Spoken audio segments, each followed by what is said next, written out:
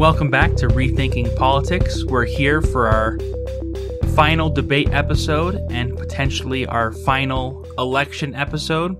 We're going to talk about the debate, talk about some of our takeaways from that, and then we're going to take some time to discuss the two candidates, talk a lot about their policies, their plans going forward, and leave you with this episode as our final opinion, I guess you could say, on this election as we come very close to election day here. And the debate was much better. If you watch this second presidential debate, it was much better than the first. They got much more into the policies. They had much more of a discussion. It was more civil. It was more substantive in terms of the policies, if not necessarily the theory. And it was interesting. I actually didn't hate listening to it, which is uncommon. And maybe it was just the contrast, right? Maybe. You probably noticed we're pretty cynical when it comes to listening to these kind of things. I hadn't noticed. I didn't hate it. In fact, I enjoyed some of the back and forth. I liked that they were being more specific about their details and about their plans. I liked that they got into a few particular disagreements about policies, some of which were as random as how to treat North Korea. No, the North Korea discussion may have been one of the more interesting and surprising discussions of this debate, as Trump argued that he had improved relations with North Korea significantly and put the United States in a much better position because of that. And Biden argued the exact opposite, that instead what the United States should be doing is sanctioning North Korea and refusing to budge until they get rid of their nuclear weapons. And they both took very strong, very specific stands right on that one issue. Yeah, they obviously were personally invested in that topic, not just towing absolutely their party line or whatever. Now, if all the rest of the debate had been like that, then it would have just been a debate. Questions were better. I don't know or remember the name of the person who ran it, and I don't remember any of the specific questions they asked or how they phrased them. That's a good sign. That's a good sign. You don't want the moderator to be a significant part of it. You want them to say something, to start the discussion, and to get out of the way. Yeah, it was very well moderated. I agree completely. It didn't feel like it was a 3-person debate. Yeah, yeah. It just felt like a well-moderated debate. Yeah, so often the moderator's in the way. I guess I probably should go look up who that was, and so I can give them some kudos. They deserve to be recognized in some way for not being in the way of a discussion, which is generally what a moderator is. But we're going to get into the first issue then of the day. The order that we do it will reflect to some degree the order they did it in the debate. They had large, broad categories. We introduced a few specific categories amidst those. But we wanted to present the specific policies and goals of the two candidates and what they're going to be doing going forward in ways that just haven't been presented as well as we would like. Obviously, we're going to leave out some significant categories because there's just too many categories for us to discuss in the necessary detail. And we're not even going to be particularly detailed today. We're going to be more summarizing and then comparing the two and contrasting them. Yep. So a lot of this information we actually got from, their respective websites of their plans going forward, as well as information from things they've actually said, specifically in this debate. The first thing is, of course, the COVID-19 response. We'll begin with each of these categories by talking about what Biden is proposing, because Biden is the contrast per se, right? We have some idea of what Trump thinks or has done on all of these categories, and so Biden will provide the contrast. We'll begin with him. Biden wants to fix Trump's testing and tracing fiasco. He wants to fix personal protective equipment problems for good in the production levels and in the distribution levels. And he wants to get back to science is generally how he frames it.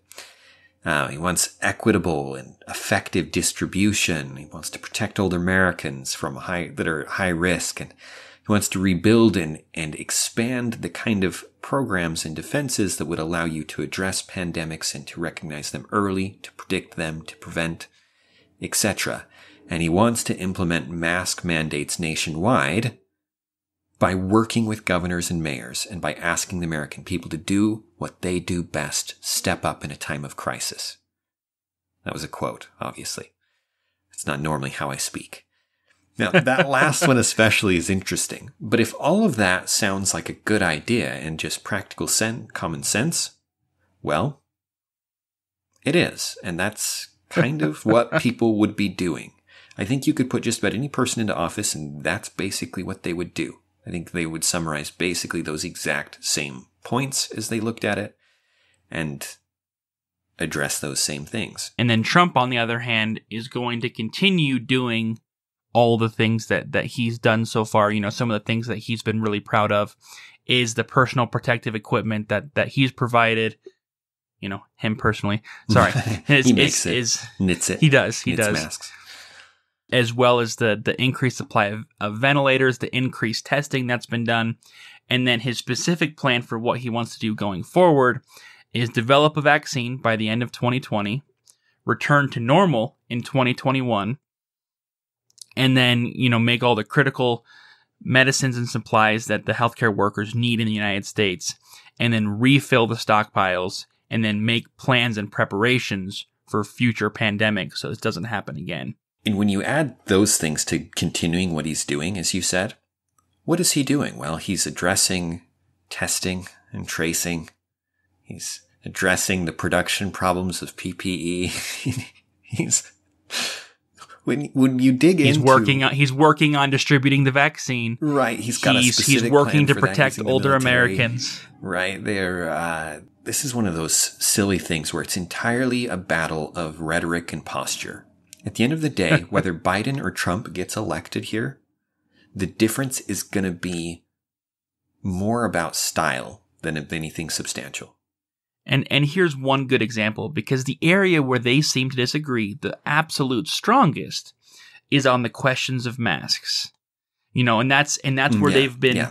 They've portrayed themselves, but they've also been portrayed very strongly as one or the other. You know, Trump says, "Hey, I want to wear a mask as little as possible. I'm not sure how much they do." And then you've got Biden on the other hand, who says you have to wear a mask.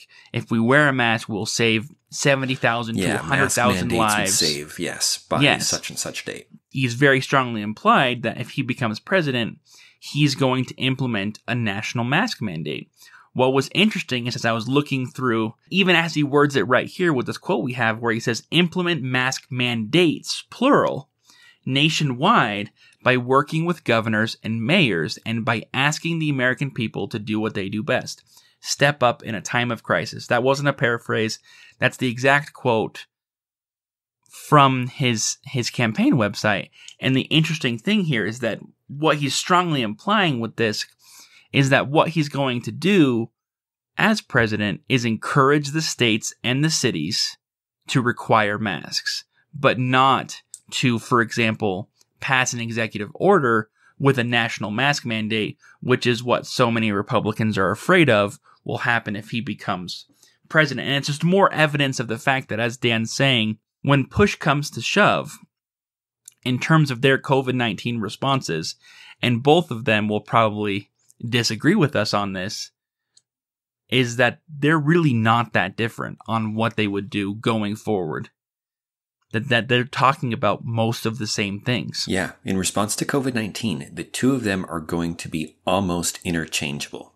Like I said, you'd get some stylistic. Trump's use of the military to distribute the vaccine, I don't know if Biden would have thought of that or would have agreed with that. He might have done something different. But are they both going to try and come up with a clever way to distribute it as quickly as possible? Obviously, that idea is probably not going to come from them directly. It's going to come from their advisors, how exactly to do that in the circumstances. And so it's like at the end of the day, the two of them at this point in the COVID-19 process are going to be almost interchangeable. There will be no significant difference between them. They're doing basically the same things. And when you get down to it, it makes sense because people where they are now are so different in where they are in each of the states. So people in New York are still willing to lock down and do some of these other things. They're less willing than they've been before. Other states that have opened up, they're not going to be willing at all. To some degree, it's almost politically necessary. You're very limited in each of these areas in what you can do and what can actually be done.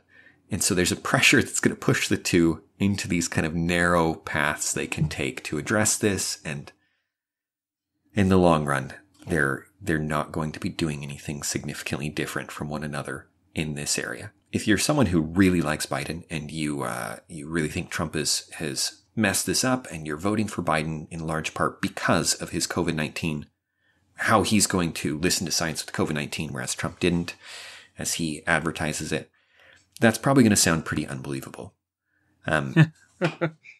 Nevertheless, doesn't mean it's not true. It is true. Even on, as Brad indicated, he's backed up from how mask mandates are going to occur to allowing governors and mayors to have say, which indicates that there's going to be differences in different areas, right? This isn't going to be a national mask mandate applied to everybody by federal fiat. It's not. Despite the fact that that's kind of the impression he's given as he's talked about it, right? He has given that impression. And maybe not even given, I would like to say stronger. I think he's probably said that at some point. But if he did, he's walked it back. And yet, Biden is, if he gets elected, it will be for COVID-19. It'll be for what they think he's going to do, right? And also for the failures of Trump earlier. That's not, it's not just what they're going to do going forward. And that is a separate discussion of whether or not Trump failed earlier on in the COVID-19 process. And we're not going to get into that right now. But in terms of what they're going to do going forward, it's almost identical. Foreign policy is the thing that a president can do and can just do most of the time. There are limits to what he can do, but it's that the sphere of foreign policy is the one where he is the most powerful and where his opinions translate most directly into actions. One of the big aspects, when he was asked about it in the debate, is election interference. Quote, just last night, top intelligence officials confirmed again that both Russia and Iran are working to influence this election, close quote. He then promised that they were going to pay a price for it. He wants to end election meddling. He wants foreign powers to stop messing with our elections. He says, I'm going to be tougher on China. This is funny. When he talks about China, it's really strange to me. He's taking a hard-nosed stance on China. His position is not that Trump is fighting an unnecessary battle. It's that Trump is fighting a necessary battle poorly. But not fighting well enough. Right. He's not doing it well, and he needs to be doing better, and Biden will do it better.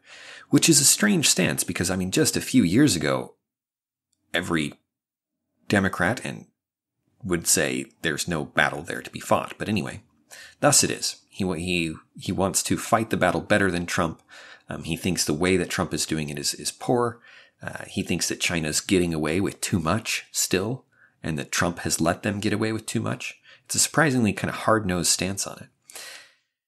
What exactly that entails for policy is hard to say. I didn't see much clarity there.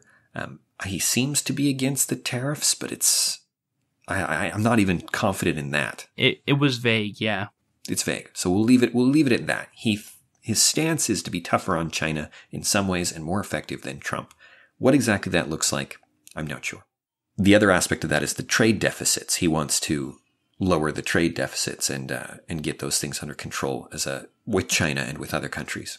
One place where he is more specific and clearer is how he wants to work with international agencies and organizations.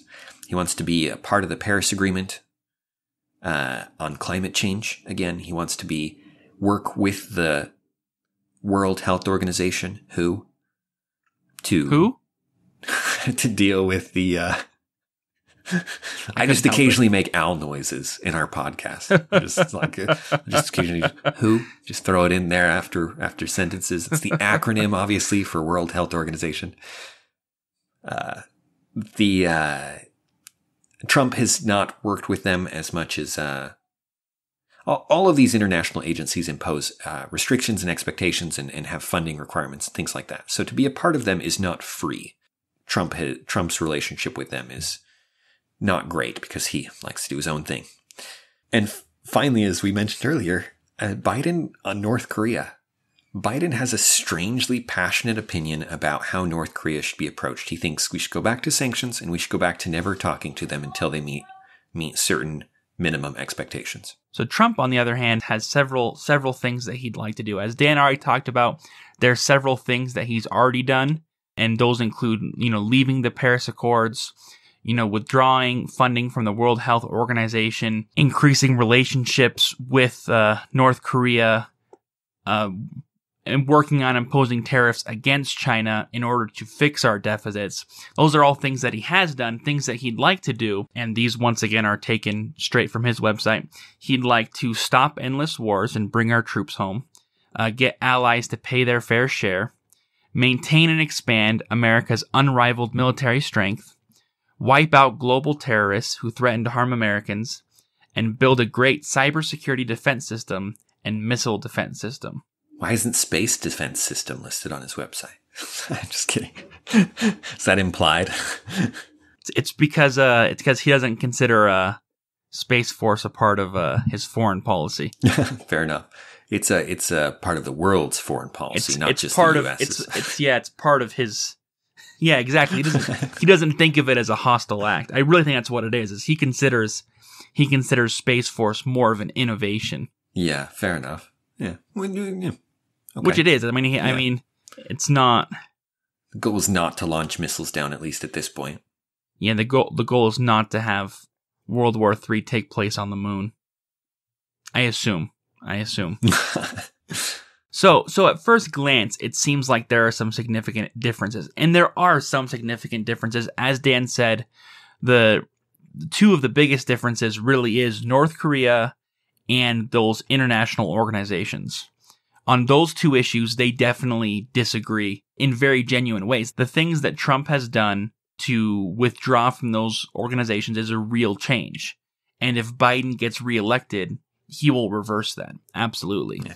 How much impact that actually has on people's lives on a day-to-day, extremely low, but it is in terms of posturing. And that's the real question. And that's the real question is how much effect does the World Health Organization have on our daily lives?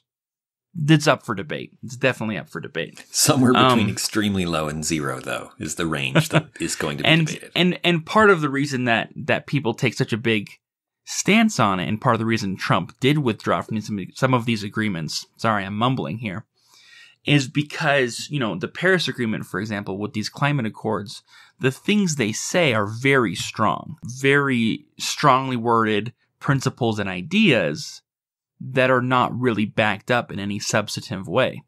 So if Joe Biden reverses what Trump has done by leaving some of these accords, all he's going to do is symbolically say we're in favor of these things. But that in itself is not really going to change the United States climate change policy just by rejoining the Paris Accord. It's going to require more than that. It's simply a symbolic gesture, and that's it, which still is significant, but you need to understand there's a difference between symbolism and actual policy change. Right. You could have someone who leaves those things and then is the most, because they don't think they're going far enough, and then goes much further. These things are not. We look at them because they might signal other things. As you said, they're symbolic acts. But then in many of the other ways, Trump and Biden have a surprisingly similar foreign policy. Neither of them wants to be involved in foreign wars. They both are interested in bringing troops home. They're both interested in this similar stance of stand with our allies and stand strongly against our enemies in this vague, non-committal, peaceful right, but strong peaceful's a good word American foreign policy. Yeah. Which doesn't sound like a very bad foreign policy, and at least a not very controversial foreign policy that they both are in favor of, but is once again very similar. It is very similar, and it's surprisingly similar given that the foreign policy of the last 30 years, where we've been involved in many conflicts around the world. And so to have both of them, Trump is openly anti-war. Biden is just, I would say, not pro-war. I don't know if he's anti-war per se. But he seems to be posturing to continue basically Trump's anti-war things. Yeah, I would say that if I had to guess based off of their foreign policy, who was the Republican and who was the Democrat, I would say Biden is the Republican and Trump is the Democrat. Right. Just slightly. Like, it's not strong, but in terms of how they talk about it and things they say, you would guess that Biden is the Republican. And I think that's a representation of the shift that has taken place, that foreign policy more and more has become less of a partisan issue. Yeah. That it is not as clear-cut as it used to be, where, if you're one-way foreign policy, if you're pro-war, then you're a Republican. If you're anti-war, you're a Democrat. And it's just not that way anymore. And I think it's a good change. It is a good change. And that's a good point, that Biden, in a sense, Biden is posturing as the war hawk, but not with the wars that we're normally familiar with. He's talking about information wars, election meddling wars, which is literally an information war, right? It's the way that these people affect elections is by spreading disinformation. His strong stance against preventing COVID-19 stuff is what Republicans would have sounded like talking about the Ebola virus just 4 or 5 years ago. and how they'd be like, no, we need more things ready so we can lock things down quicker and so we can respond to this a little faster. And it's security. He is the one emphasizing security here for sure. Just not in the typical way where we usually have like a war candidate and anti-war candidate, and they have substantive differences on the state of our military involvement in a specific country. And that's just not present here. And as you said, I'm relieved to see that's not present here. I've enjoyed the turn towards peace for a little while. Okay, now we want to talk economy for a little bit. So Biden has a few policy changes he'd like to make, and we could not. By the way, as we go through each of these, we are picking and choosing because Biden especially does have a very, very lengthy list of specific things he would like to do. Often big things, especially, in the economy section, he had a large list of things he'd like to do. We're just going to list a few of them. The national minimum wage of $15, working on racial equity when it comes to the economy, talking about some not super specific ideas about investing in minority communities, providing special loans, trying to bridge the racial disparity gap in income as well as the gender gap in income, making the rich pay their fair share. He talked a lot about how he would never raise taxes on anyone who makes under $400,000, but that these rich people need to pay their fair share. Right, and with the minimum wage, it's some of the things, the $15 minimum wage, these are some of the specific agreements between Biden and Bernie Sanders.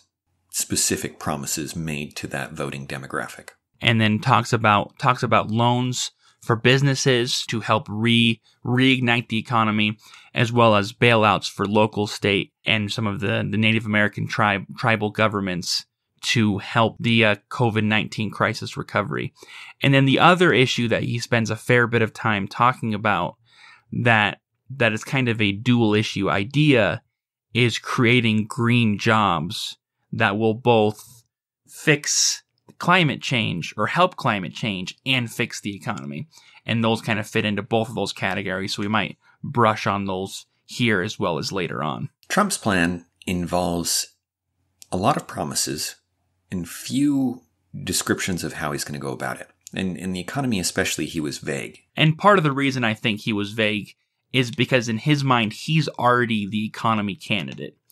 And he rests on the fact that he had boosted the economy, or that the economy was boosted during his presidency before COVID-19. Right. It hit record highs in certain areas and demographics. And right. So this is him promising more of that, basically. He's not articulating how. He's saying what's going to happen. He lists things like 10 million new jobs in 10 months, 1 million new small businesses, cut taxes to boost take-home pay and keep jobs in America, fair trade deals, made in America tax credits.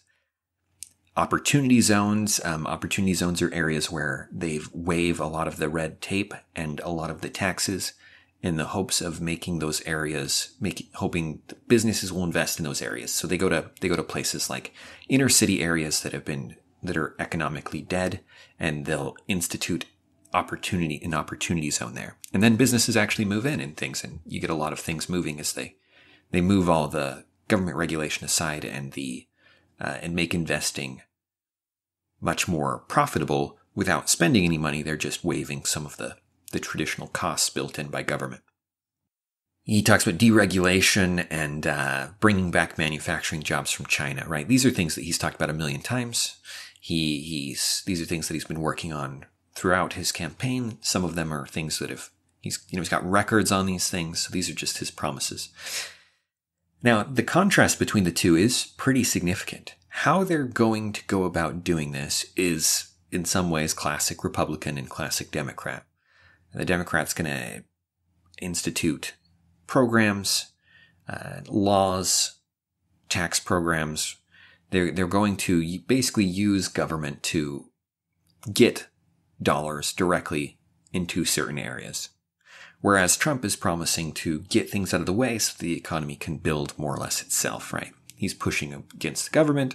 Biden's pushing against the market. And they're going to solve their problems in those different ways. This is obviously a major disagreement. This is one of those issues that I would love to see them debate in a way that's useful. Instead, what they do is they throw out lots of numbers, and it's very difficult without an understanding of some of the theory behind this, without some of the logic and the causality to try and explain how one thing goes to the next and how these things affect each other. And looking at, we've talked about how many just pieces there are when you start getting into economics on this scale, and understanding those pieces and how they're going to interact with each other and how the changed incentives. There's a reason this is one of the most poorly discussed but biggest differences between the parties and between these candidates.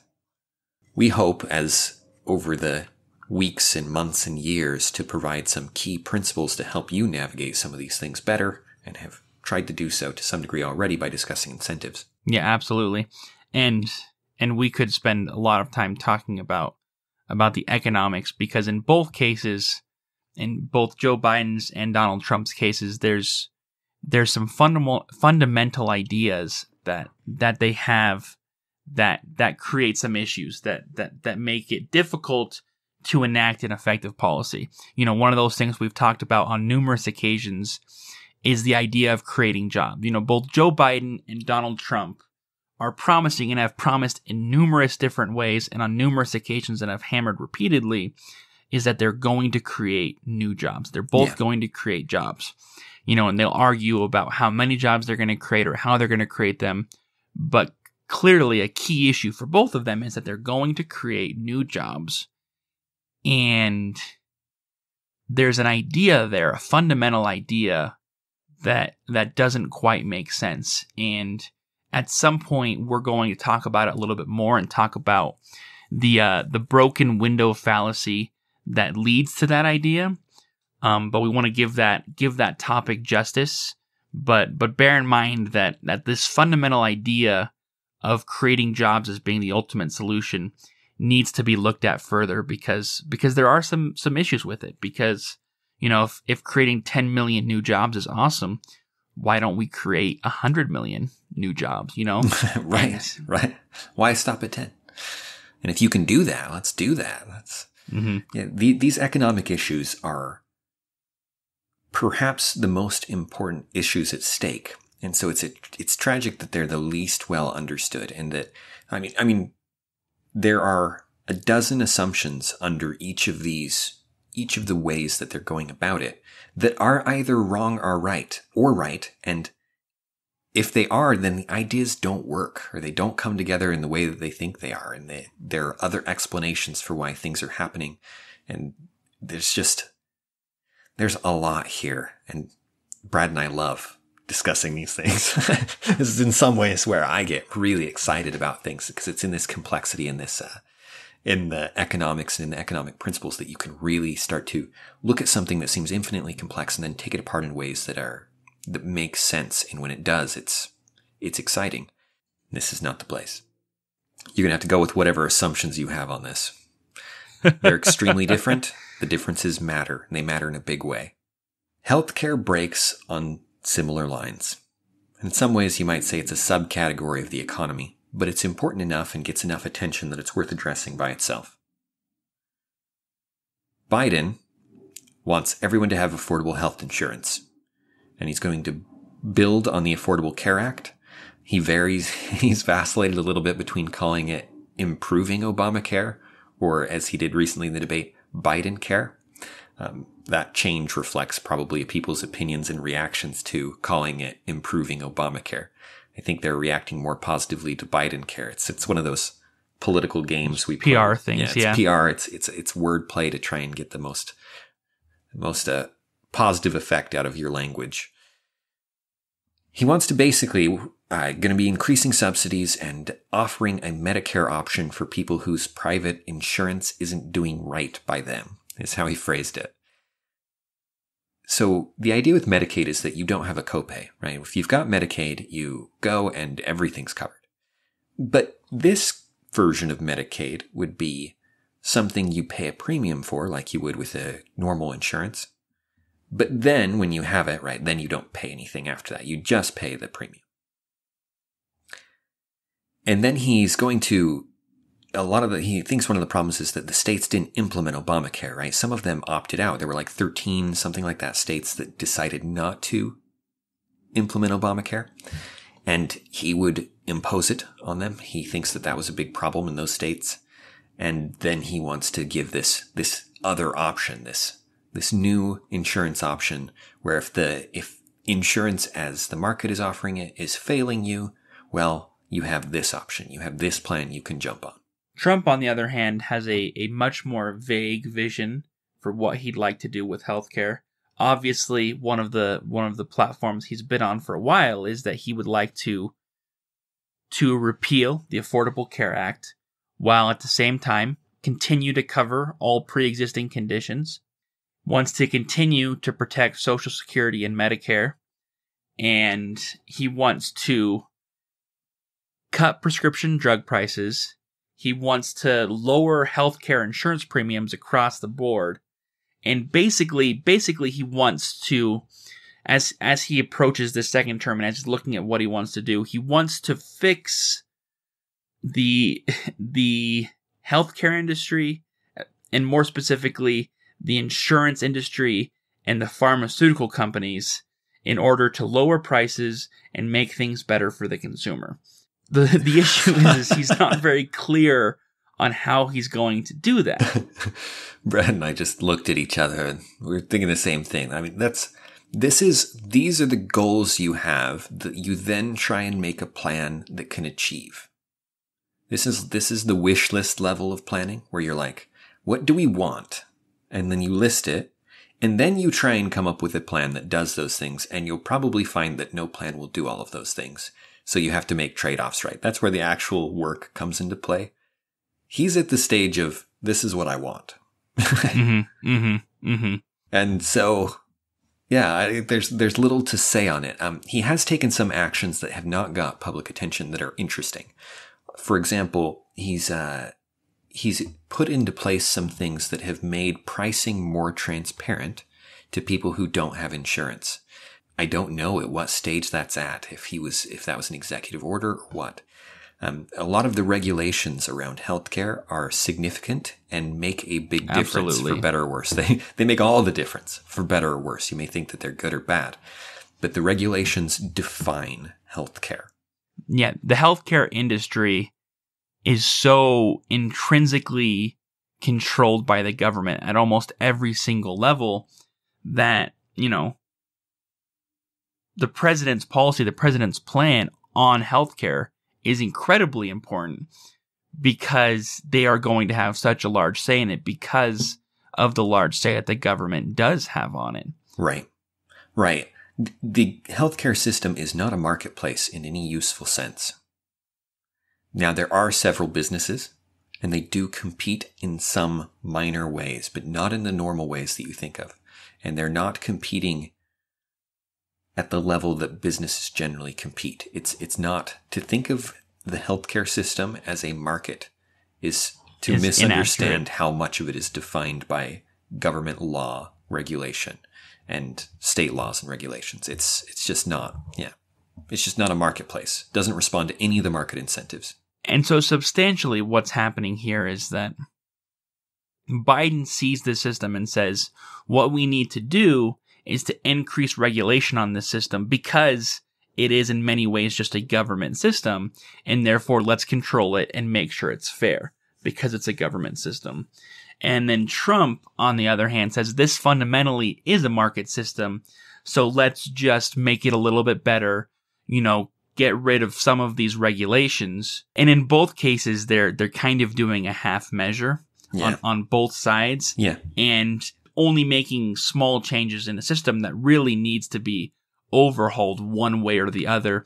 Because as Dan's saying, it is a quasi-system that in some ways is worse than both a free market system and just a government-controlled medical system. Yeah. That really either of those in many ways would be better than what we have now, which is weird for me to say.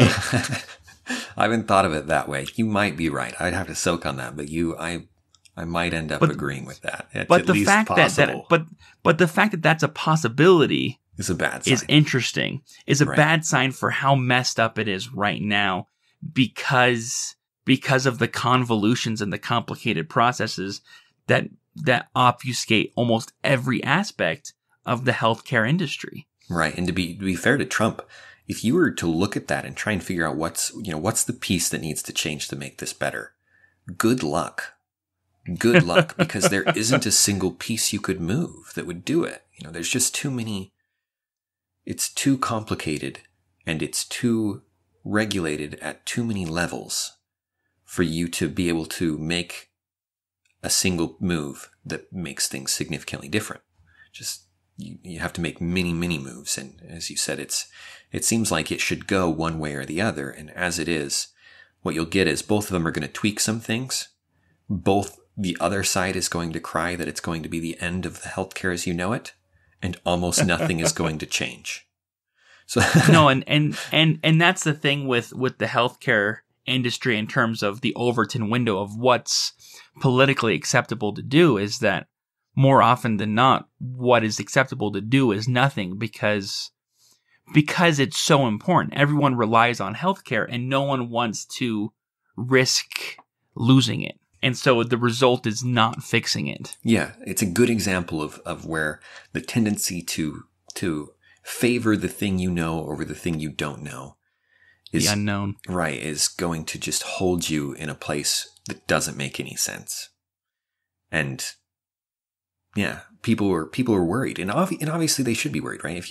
If the government's going to do something and you have insurance right now and it's working okay, and the government does something, that should scare you. Your life may depend on it, right? That should bother you in some way. So tweaking it it's hard. And as you said, it's the Overton window, what is possible politically without getting destroyed, without guaranteeing you won't be elected and will have no say on anything, is very, very small.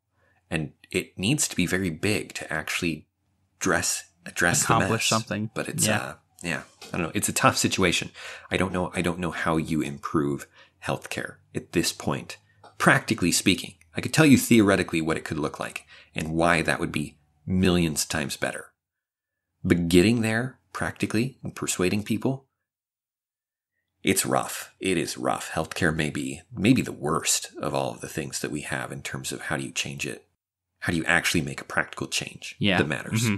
Immigration came up. Yay! If you've been listening to us, I occasionally mention how much I would like to talk about immigration because there's some really interesting things there that are happening in effects on the economy and things that I don't think people understand. And we are still planning to talk about it at length sometime. But for now, here's what they're proposing. So Biden wants to bring back asylum hearings for people arriving there. That was one of the points like North Korea, where they really got into it for a moment. We're like, no, here's what and they both had experience with it. Both of them have direct experience with these things in their political careers. They both actually know a lot about the subject on the ground and have some detailed information, not just like things that they've memorized for the sake of the debate, right? They actually seem to have some expertise on it and have personal reasons to be concerned with it and attached to this issue. So asylum hearings are, if someone has a reason to flee a country and they seek asylum, right? It's protection. They seek a place where they can go safely to get away from a threat. And I don't know how it works in most countries, but one of the things Trump changed is you can't come to America and seek asylum after you're here. You need to seek asylum elsewhere, and then when you have permission, then you come. Mm-hmm. Obviously, there's some interesting practical implications. Obviously, that seems slower, right? What if you don't have time for that? And there's lots of interesting questions around that they get into a little bit.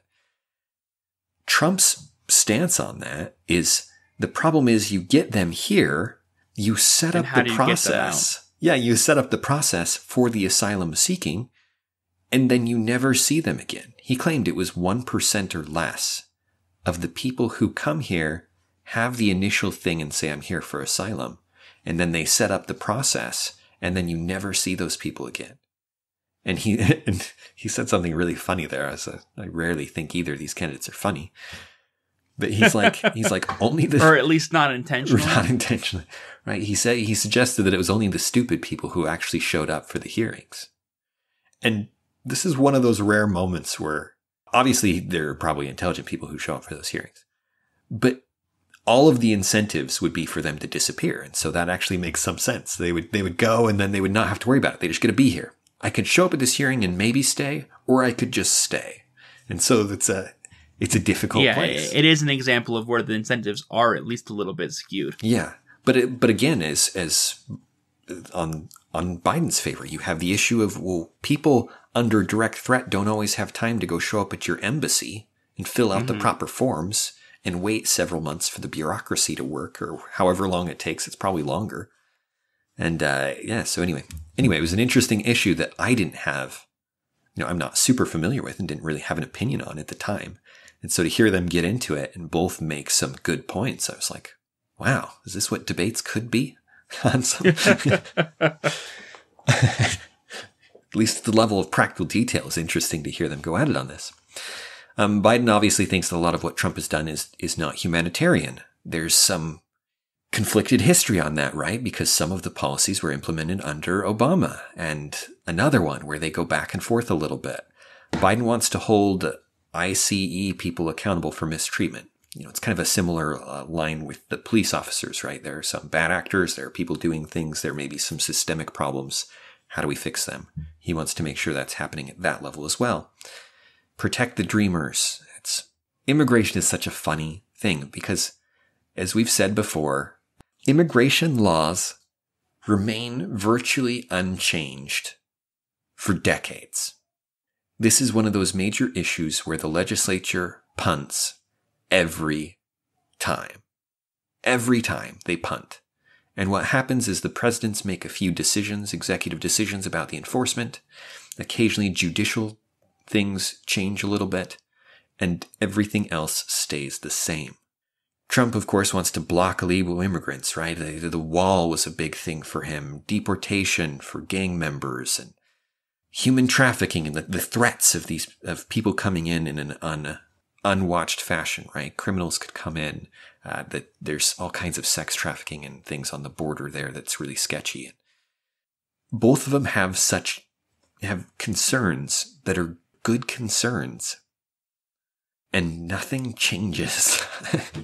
I'm laughing, but I shouldn't be laughing. I should be crying, right? I should be crying. Yeah, no, and that's the thing is that the sides seem so diametrically opposed on this issue.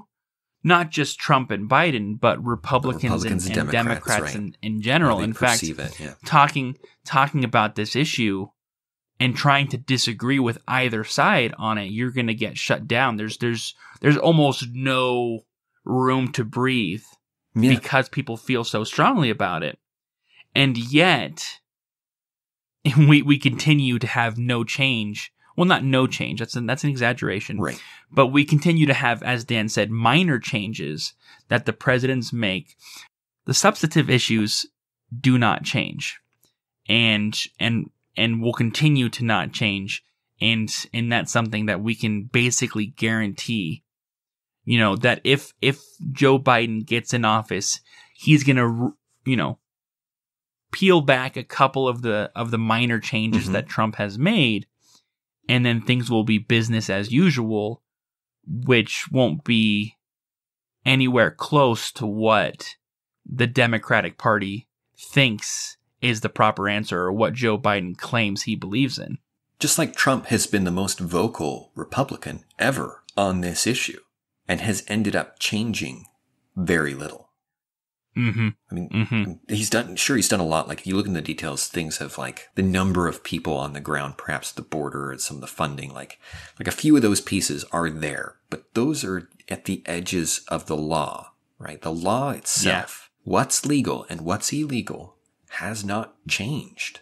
And that's if that isn't an indicator of something weird, and if you haven't listened to our episode where we talk about the Supreme Court and get into the distribution of power between the branches later on, that's where the issue is there. Both of them made some good points. Both of them made some points I disagree with. It's an interesting and difficult issue that matters to a lot of people, and it will see some tweaking around the edges. Biden will try and present a more humane face, perhaps some kinder policies. And other than that, it will be very similar to what it is now. So, criminal justice reform. First, we have Biden. One of the stances he takes is on drugs. We've actually got a quote here. We're going to make sure that we change the entire system in the way in which we deal with criminal justice, from punishment to rehabilitate. No one should be going to jail because they have a drug addiction. They should be going into mandatory drug treatment. That's why I set up drug courts. So there he's talking about how he wants to fundamentally change the way they look at the system, in particular in regards to the war on drugs, which is a fundamental change in terms of at least intent. Mm-hmm. Whether or not that comes out in actual substantial changes in the law is another question. Yeah. He wants to get rid of mandatory minimums. That alone is a concrete change that he wants to make. Right. He wants to remove some of the racial inequities. That one is much more vague and much more difficult to actually implement, because you're talking about, you want to have a reverse quota. Yeah. And how do you enforce that? Yeah. I mean, basically, it is talking about having a racial. It's weird. It's weird because it depends on what point you want to attack it. If you attack the inequity directly, all you've got is quotas at the end of the day. It was the problem the Supreme Court ended up facing, right? Where they were like, well, here's the law, and are they following the law? Well, what would that look like? Well, let's look at the numbers. Quotas. Right. Yeah. And so they end up with quotas because there's just... Now, if you say that what Biden means is he's going to change the drug laws and mandatory minimums, and that will remove the racial qualities, right? If these other things are how he's going to do that, then fair enough. But if you're going to do something specifically targeting the racial inequities, doing that is too difficult, really, without making it a quota. Right. You need to figure out more. You need to figure out why there are inequities, and you need to address the problems at a closer level. And then, of course, he's already talked about police reform, and one of those areas is actually creating a database for keeping track of police officers, so that if there are bad actors, they can be. Yeah. They're basically creating an almost auditing database, so that there's evidence, there's tracking of what police officers are doing. Yeah, the idea is that officers will get fired for doing something or get some kind of penalty, and then they'll just go to a different area and be police officers again, or those kind of things. And even to the point where you could maybe get, I know there are private groups trying to do this. I don't know if Biden's plan goes this far, but they try to get a record of the police officer so that you can, on the spot as a citizen, have an idea of who you're dealing with, which is an interesting idea. I doubt the government would do that. But Biden's at least pushing in that direction. Trump's view of criminal justice is actually similar in a few ways and different in a few others. He has done quite a bit around the edges, not the substantive changes Biden was suggesting, to reduce criminal justice penalties and to let people off more and to reduce the sentences and things. Now, that side has kind of basically gone under the news. Most people haven't talked about it much. It doesn't particularly get Republicans excited historically. Which is why Trump has followed suit, and Trump isn't talking about it either. Right. Often it's funny, some of the things I actually really like about Trump, that he's not about Trump. Some of the best things, in my opinion, that Trump has done have gone under the radar like that, where almost nobody on either party has talked about them. But since obviously the George Floyd's death and the ensuing conversations and disputes about race and equity and policing, he has been the law and order figure. And so a lot of his recent things that he's talked about are things like hiring more police officers, training them better, increasing penalties when people assault police officers, prosecuting shootings and things harder. More standard law and order stuff. But I don't think he's against significant criminal justice reform, which is to say that if the legislature were to push something like decriminalizing drugs, I don't know that Trump would be against it. And this is another case, looking at these two sides, is what they talk about is extremely different. They look diametrically opposed. Right, their emphasis is very different. But when you look at, when you look at Trump's record and you look at Biden's specific policy plans and whether or not those plans are going to, and what exactly he's going to implement, they're a lot closer than they look. They're not the same by all means. No, they are definitely different. And Biden is talking about specific changes that are definitely more substantial than anything that Trump has talked about. The fact of the matter is that in this issue, they actually are a lot closer than they appear. They are. Trump is actually much more open to the kind of drug criminal changes and mandatory minimum changes than I think people realize, and may even be in favor of them.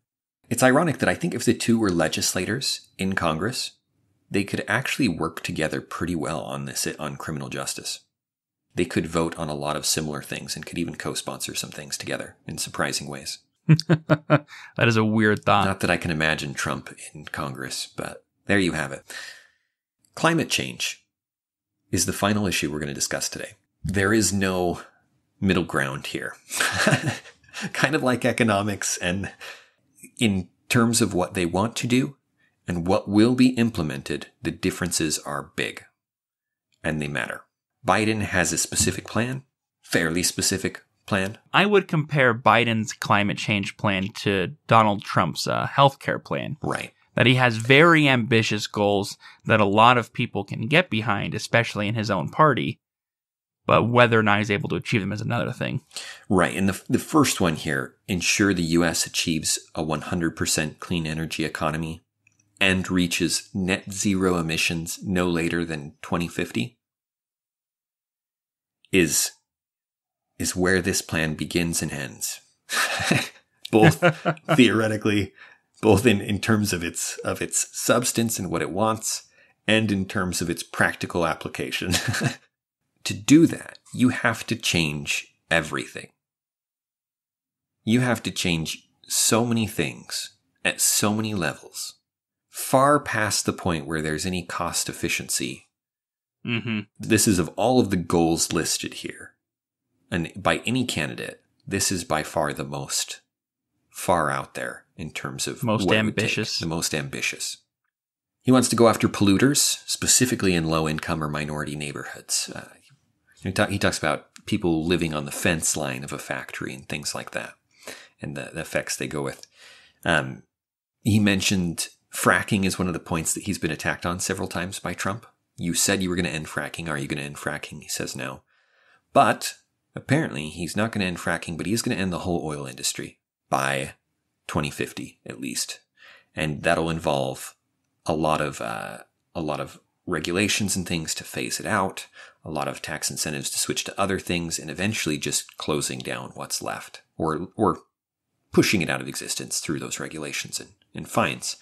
And he proposes environmental justice. This is an interesting idea in political theory that's discussed quite a bit.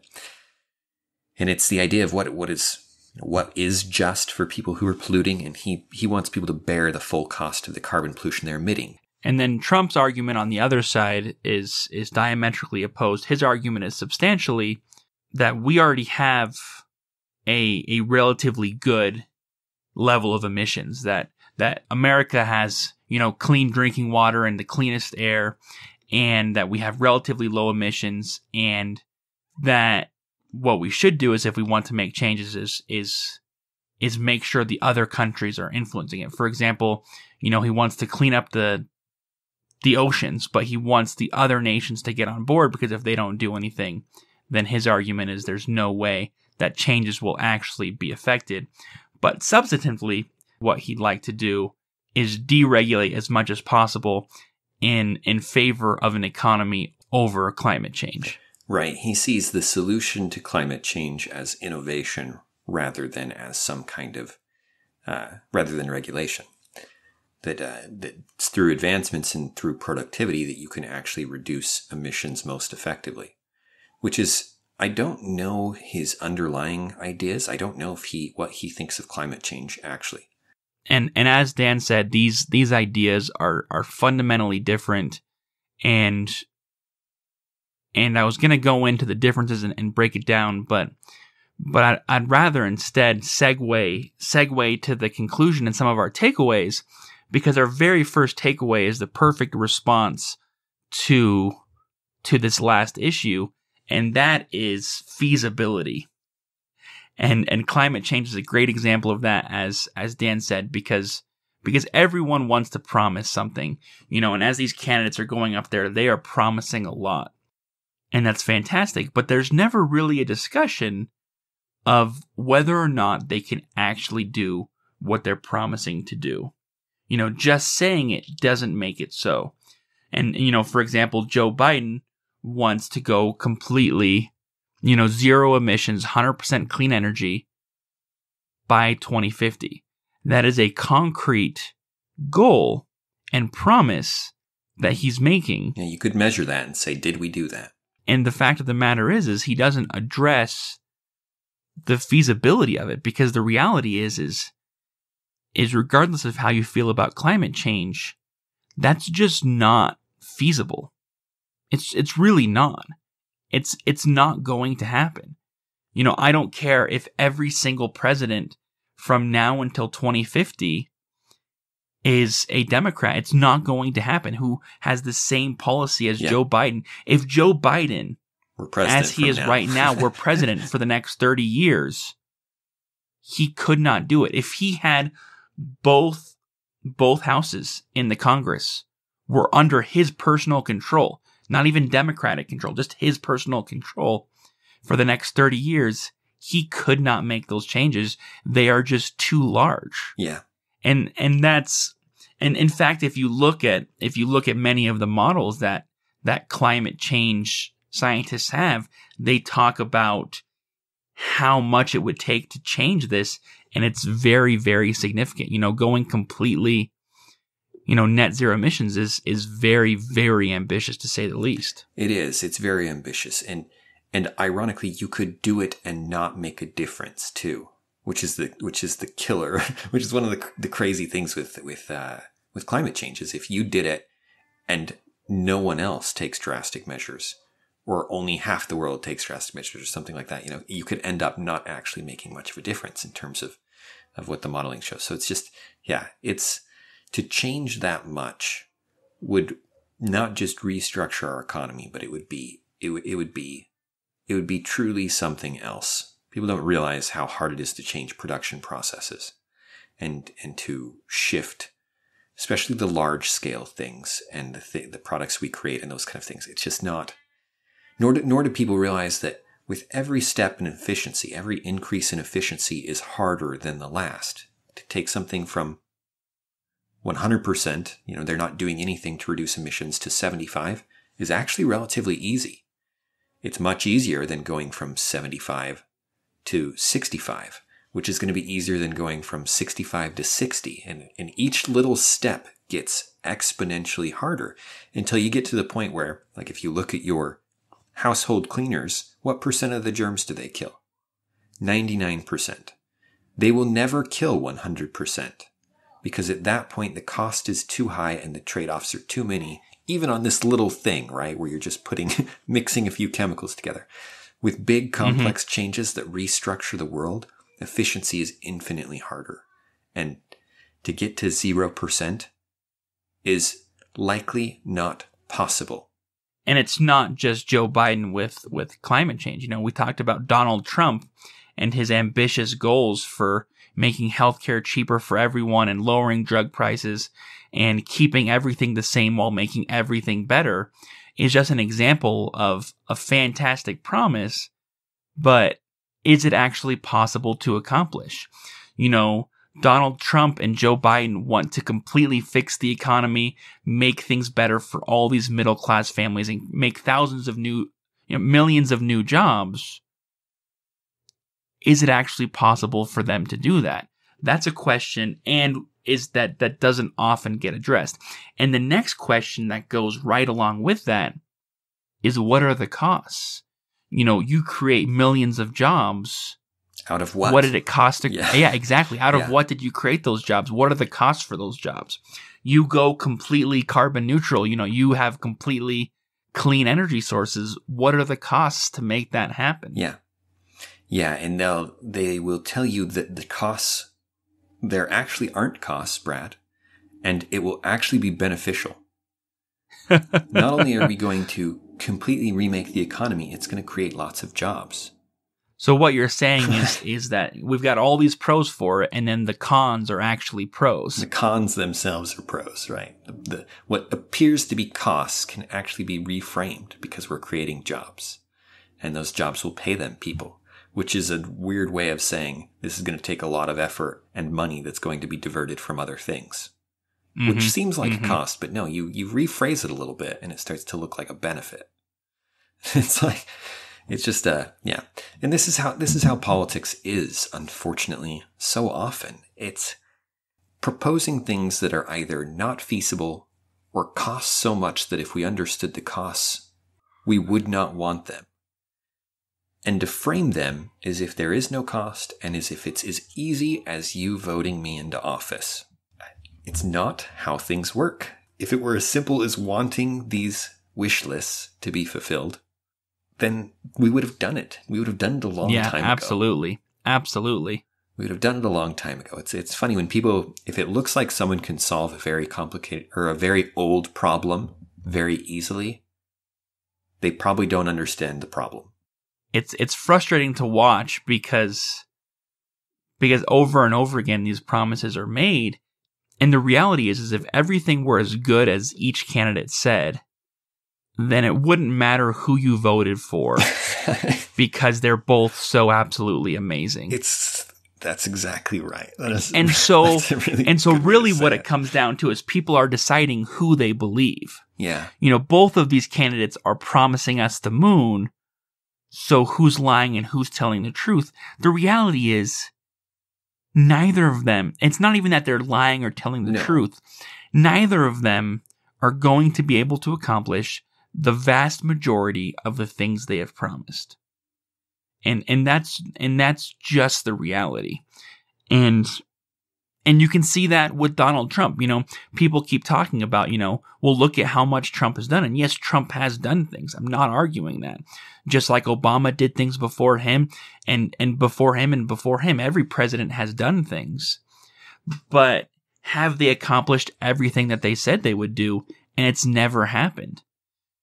It's never happened. Yeah. Yeah. One of my favorite people that I've mentioned before, Bastiat, reduces it to something like this. It's like what happens is the politician gets in and says, I'm going to lower your taxes and I'm going to increase your benefits. No one seems to mind that those are diametrically opposed. It doesn't seem troubled by the fact that that's literally impossible. And so there's some good news in that, right? Which is to say that if your guy gets in, maybe you could tone down the excitement a little bit. It's probably not going to change the world. It's going to change some things. Some of them are going to matter. Some of them, as we mentioned, things like the economy, climate change, the changes they make there are going to matter, but they're not going to reach the high promises that they promised, but still, things are going to matter. Some of the other categories which we discussed, they're actually very similar on. And who gets elected doesn't actually even matter that much. Yeah, criminal justice, immigration, those issues are incredibly important. And we're not arguing that they're not important. Yeah. What we're arguing is rather that these two candidates are basically going to have the same effect. Yeah. Yeah. And on the response to COVID-19, it's not even basically the same effect. It's going to be, if we were somehow able to censor the name of the winner and you just watched tried to figure out who it was based on what they did with COVID-19, it'd be like flipping a coin. You probably couldn't tell who was president at the time. Of course, you heard them talk. That'd give it away immediately. But just on what they did, policies, you probably wouldn't be able to tell who was in office. So if your guy loses, you don't need to get as upset as you might think. It's not as world-changing as you might think. This is what happened with Obamacare, right? With healthcare. The whole Obamacare thing was proposed. Republicans, believing that it was a market and that this was fundamentally shifting it away from a market, thought that this was going to crush everything.